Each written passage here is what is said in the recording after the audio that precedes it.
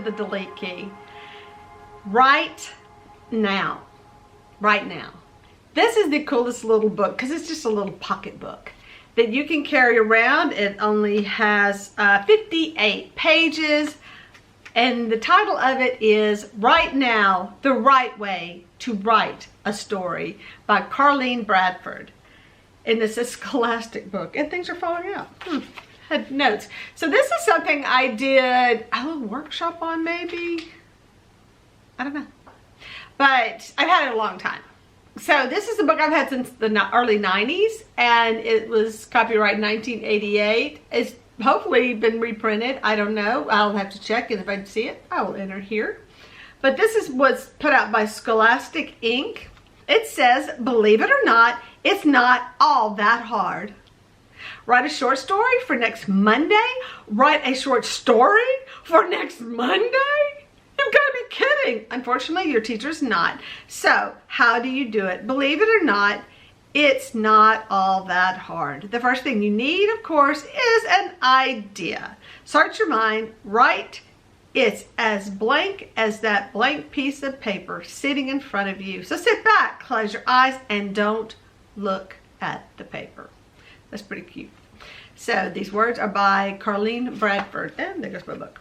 And this is something I found recently. I found some books that I had at home, but I also had a basket that had books from little workshops that I've done. So I keep finding more books on writing, but hey, something I like to learn about, how to write. Chapter 1, believe it or not, it's not all that hard. 2, take a problem, stir well. 3, think of a skeleton, not a cage. 4, who's who and which is what. 5, it's hard to dive into cold water. Yeah. Stuck. Where are the brakes on this thing?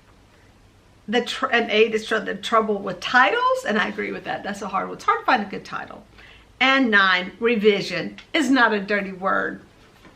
So I recommend you check out this book. Yeah, it's written for kids, but it is the cutest book to just carry around and like get you some ideas. But you know what? Everything you need to know is pretty much in this book, a 58-page book. So one of the workshops I attended, and this is kind of my thoughts for the day and my challenge, my writer's challenge, ding, ding, ding, ding, ding. It's called Beginnings, and this was a workshop I went to, and these were just some notes that we were talking about. So these were beginnings, and I wrote these so many years ago. I watched him stroll down the beach. His thick silver hair flashed against his tan skin.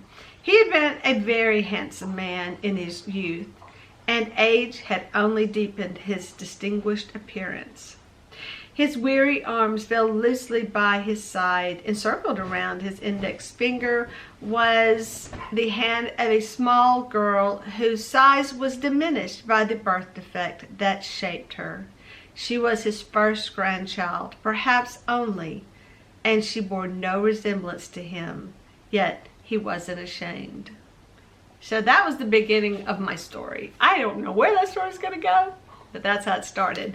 So I have other ones. I had just turned 16 the day my mother left with no notice except "I'm out of here" written in red lipstick above her vanity. So that is actually a book I had been working on and kind of quit working on because, I don't know, but it was really cool. It's a science fiction actually, but that's how it starts, and it's really one of my favorite books. I think about it a lot. You know that how you think in your head all the stuff you're going to write? Well, this is one of those books that stays on my mind. Yeah. So that's a really good one. And so I just want to show you my pages and how they look and how there's chicken scratches all over it because that's how you edit. It's fun when you write. I am the worst writer, by the way. Okay, I am the worst writer probably. But I'm like the worst hand writer. Mine just scratch all over the place, and you have like arrows telling you to go down here and read that and find that word, and yeah, that's how I do things. So it's really hard for me to go back and read these later and go, oh, but look, all these blank pages, because I kind of lost this book for a while. But that, yeah, so the book about the 16-year-old, that was something I actually started writing when my oldest was 16, or about to be a teenager. I think he was maybe younger. He may have been about 13 when I started writing, but I just wanted him to be a little bit older. He's 28 now. That's 15 years. Yeah. So that's how a lot of things start. And kind of what happened with my book, The Kitchen Dance. I had started it years before it actually did anything with it. I will talk more about that one day when I just sit down and talk about The Kitchen Dance. But in the meantime, find a good little book to read. This one may be just the one for you. I'll try to do it upside down. Try again. So find yourself a good little book to read. Even a little book is good. And this is something you can keep in your purse. If not, find something that can be on your phone. Something that will motivate you to write something. There are so many books on writing. It's mind-blowing, and you wish you could just find the basics. I find myself skimming through a lot of books because I feel like I've read all this before. That's what happens when you start buying a lot of writing books. I want something new, a new take on it. So if you have a new take on things and you want to talk about your book on writing, hey, let me know, and let's put it up on the delete key and see how it works out. And thanks for watching, and don't forget the delete key, because a real writer knows when to hit the delete key. Thanks for watching.